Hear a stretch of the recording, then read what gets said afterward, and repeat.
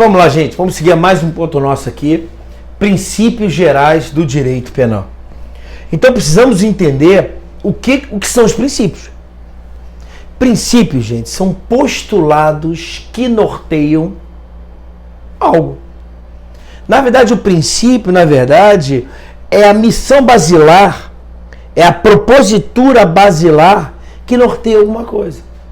Então, na verdade, você tem esse conjunto, de elementos que integram uma propositura que vai servir de norte para que nós possamos interpretar e sistematizar o ramo do direito, no caso, o direito penal.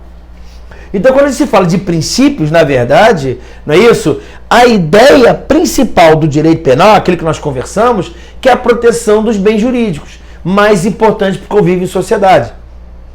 Você sabe que eu tenho que sempre pensar que a missão do direito penal também é motivadora. A função do direito penal é motivar a sociedade a não cometer novos crimes. Você sabe que o direito penal deve servir como um instrumento de controle da sociedade. Uma das formas de controle da sociedade. Só que você vai ver comigo que eu não posso utilizar o direito penal sempre, em todas as hipóteses, de forma excessiva. Então a gente tem que ter um norte no seguinte, que eu tenho que começar a pensar nesse conjunto basilar de pensamentos que vão nortear o estudo do direito penal. Sabendo que a missão do direito penal é a proteção dos bens jurídicos mais importantes, forma de controle estatal, forma motivadora, não é isso? De incentivar as pessoas a agirem de acordo com a norma penal. Princípios relevantes, proteção aos bens jurídicos relevantes e indispensáveis para o convívio em sociedade. Qual é a ideia agora? Exclusiva proteção dos bens jurídicos. Ente material ou imaterial, concebido do contexto social, de titularidade individual ou transindividual e essencial ao desenvolvimento do homem em sociedade. Então você vai pensar, não é isso? A missão do direito penal no sentido de proteger o quê, gente? Os bens jurídicos mais importantes. A ideia principal é você vislumbrar que o direito penal ele só deve intervir em última hipótese, em último caso. Na verdade, nós vamos dar o princípio da intervenção mínima, no sentido de que só deve ser aplicado o direito penal quando estritamente necessário, diante da insuficiência de outros ramos do direito, a insuficiência de outros mecanismos de controle da sociedade. Tem que haver relevante lesão a bem jurídico protegido. Então, na verdade, a ideia que nós vamos ter que falar aqui sempre é que qualquer pessoa pode ser punida em 3 esferas. Na verdade, em várias esferas. Na esfera criminal, na esfera civil, na esfera administrativa, na esfera tributária, na esfera econômica, na esfera interna corporis, na esfera política. Então nós temos N esferas. E entenda que para punir alguém privando a sua liberdade, restringindo direitos fundamentais, eu vou aplicar em último caso em razão de um Estado democrático.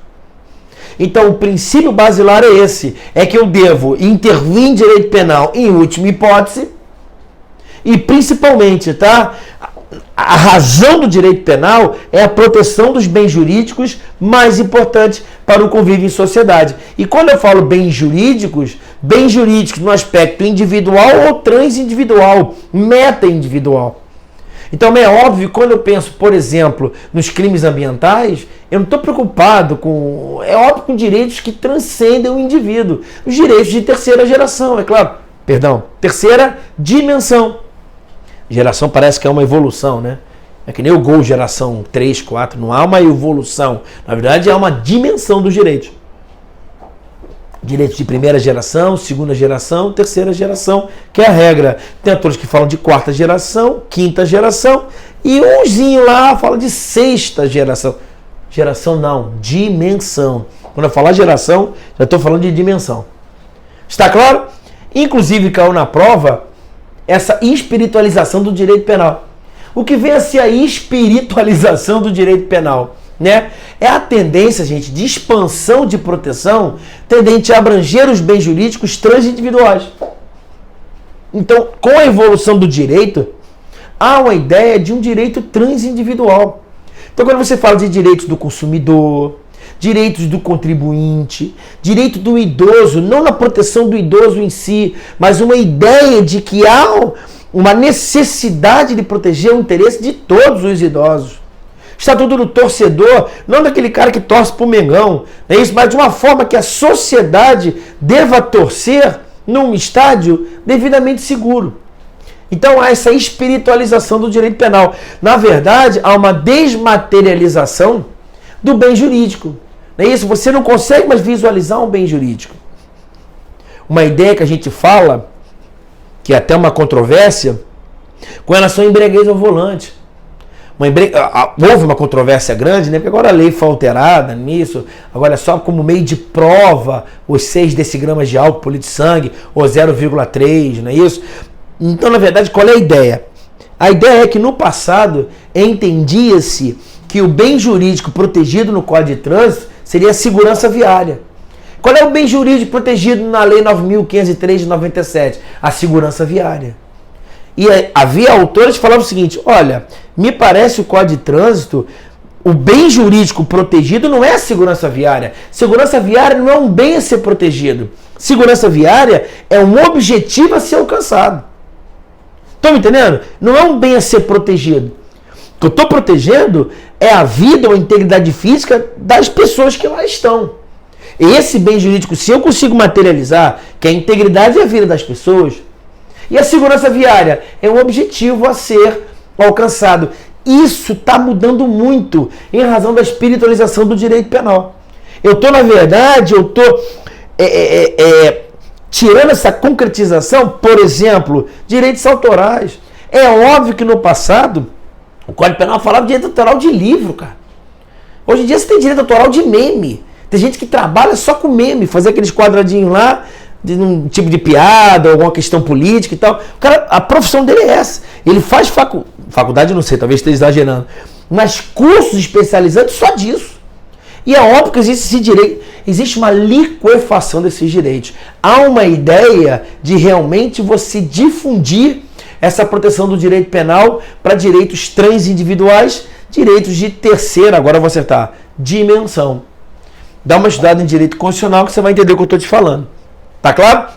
E aí, efetivamente, existe uma crítica muito grande, né? Porque pelo direito penal, pelo princípio da intervenção mínima, na verdade, essa proteção dos direitos difusos deve ser vista à luz do direito administrativo, né?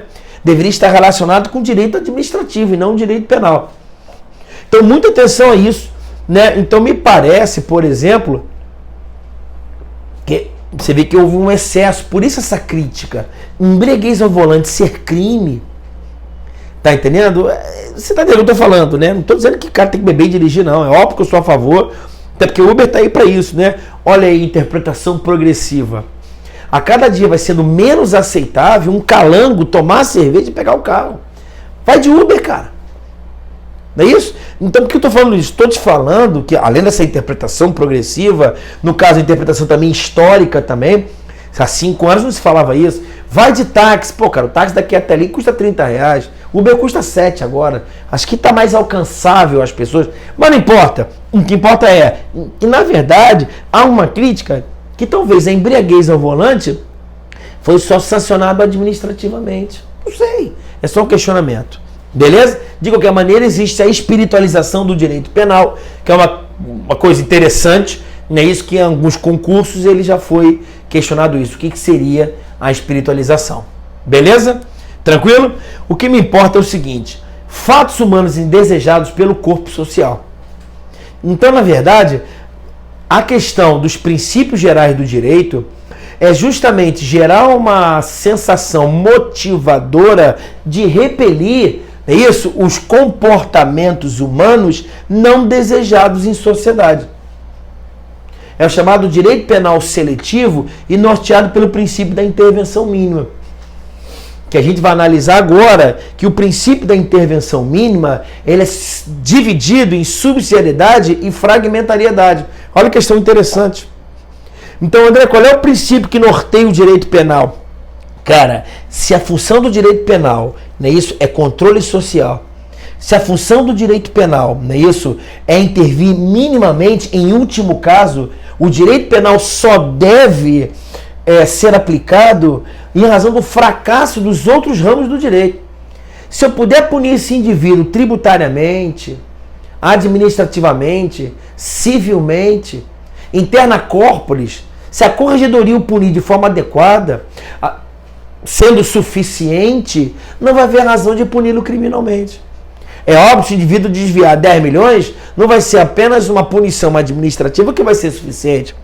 Não vai ser apenas a devolução do dinheiro que vai fazer que gere na sociedade uma sensação motivadora de não roubar. Está claro? Tanto que você observa que hoje, por que há essa vertente para um outro lado agora? Não é isso? Nessa mudança de governo, no sentido de que para uma outra vertente, para um outro lado, teoria da lei e da ordem, justamente porque o Brasil caminhou muito no sentido do abolicionismo, de gerar nessa sociedade um sentimento de impunidade, que o crime compensa e a lei não deve ser aplicada. Se a lei está aí, dá para burlar a lei. Por que eu vou burlar a lei? Porque eu sei que se eu burlar a lei, eu vou obter vantagem. Se a lei for aplicada, eu vou ser investigado. Se for investigado, talvez a investigação não seja concluída. Se for concluída, talvez não haja ação penal. Se houver ação penal, talvez não haja condenação. Se houver condenação, eu vou poder recorrer. Eu vou poder recorrer até o Supremo. E se houver condenação lá no Supremo, eu posso dar um jeito, porque eu vou recorrer a outras instâncias, porque vai haver a prescrição. Então, na verdade, gera-se sentimento de impunidade. Então, qual é a ideia, então, do princípio da intervenção mínima? O Estado só vai intervir criminalmente quando houver um fracasso, quando forem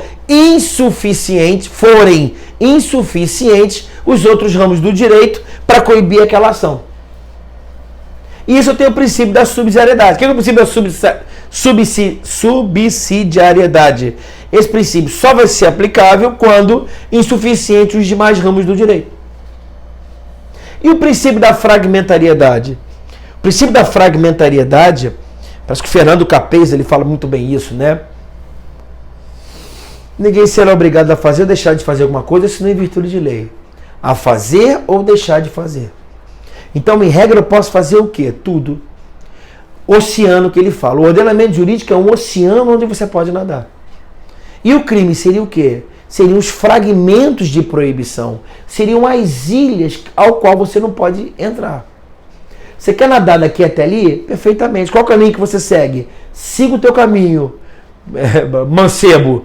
Só não passa por essas ilhas aqui, porque aqui são os fragmentos que o legislador concluiu como deva ser punido.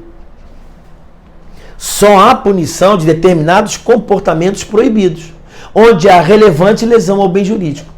É um desdobramento lógico, não é isso? Do princípio da fragmentariedade, essa nossa ideia. Então, a ideia é que o comportamento eu posso tudo. Perfeito? Apenas aquilo que a lei proíbe. Por isso que você vai estudar comigo a tipicidade penal. Em direito penal, existe o princípio da legalidade fechada, legalidade cerrada, legalidade estrita, tipicidade. Você, para cometer o crime, tem que fazer exatamente o que a lei proíbe. E não algo parecido. Por isso, aquela nossa ideia de interpretação extensiva. É possível a interpretação extensiva? Interpretação analógica, sem dúvida. O legislador falou que nessas hipóteses eu não consigo prever. Mas eu estou dizendo, se for algo parecido, pode punir porque eu estou falando. E a analogia? Tem que ver se ele se omitiu porque quis ou se omitiu porque vacilou. Omissão intencional ou não intencional. É isso, galera.